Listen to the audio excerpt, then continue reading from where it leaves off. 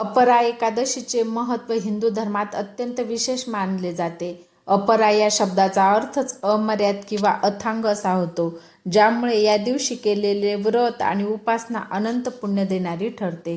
या एकादशीचे प्रमुख महत्त्व: पापातून मुक्ती. शास्त्रानुसार अपरा एकादशीचे व्रत केल्याने ब्रह्महत्या, परनिंदा, खोटी साक्ष देणे आणि खोटे बोलणे यासारख्या गंभीर पापापासून मुक्ती मिळते.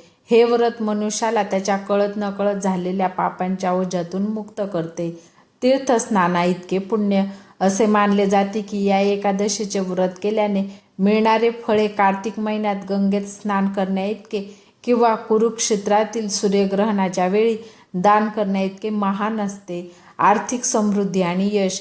हे व्रत पाळल्याने व्यक्तीला समाजात मान, सन्मान, कीर्ती आणि धनसंपत्तीची प्राप्ती होते. ज्याच्या कामात सतत अडथळे येतात त्यांना भगवान विष्णूच्या कृपेने यश मिळते.